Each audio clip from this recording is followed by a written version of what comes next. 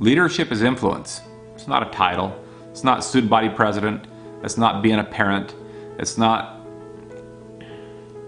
the CEO of a company. Leadership is simply influence. It's not a title. In other words, just because I'm given the name of father doesn't make me a good one. Just because I'm called a husband doesn't make me a good one. It's demonstrated by behavior. In order for you to influence and make friends, you have to have genuine behavior that cares about other people's needs, their fears, and their victories, perhaps more than your own. It's selflessness. It's telling somebody, hey, welcome to school, and open up the door for them. It's telling somebody that they look nice, even though they might dress differently. Here's what it is. It's going across the street at a high school and trying to befriend those kids that are smoking because you can't smoke on school grounds, even though you don't smoke cigarettes yourself. It's easier to stay back and maybe stay away from that group. I tell my kids all the time, you think you got challenges in life? You think you don't have friends? Why don't you go to the special ed class? Look at the challenges they face and see how many friends proactively seek them out or ask them to dances. In closing, I'll just share with you something very, very personal. Very personal. My oldest son decided he wanted to do something different for homecoming. So he asked a girl by the name of Lisa in the special ed department to the homecoming dance, his last year of school, his senior year. When he called me to tell me the news, he sent a picture of Lisa, and I looked at her. She was beautiful.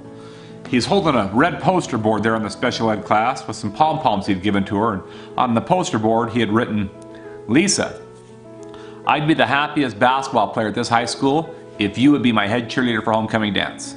And she said yes.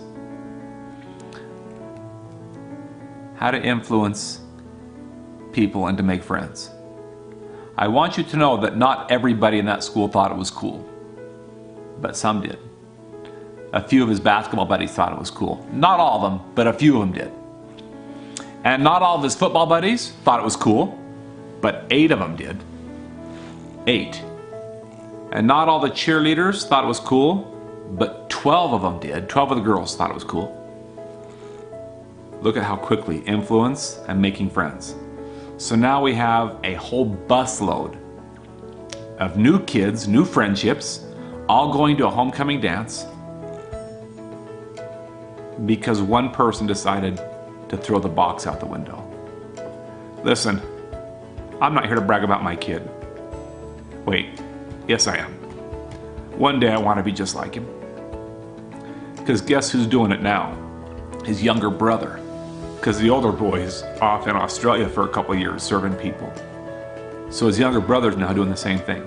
So now I want to be like both my kids. My 2 oldest boys.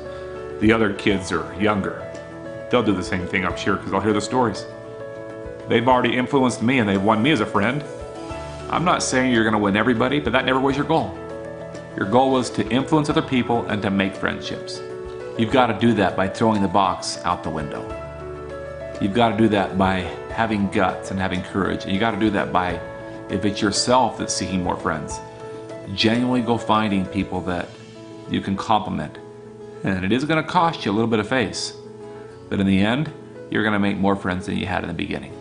This is Chad Hymas asking each one of you to influence other people. Let your light shine so that you can have friends that are genuinely friends and true friends, not just friends that like you because of worldly possessions.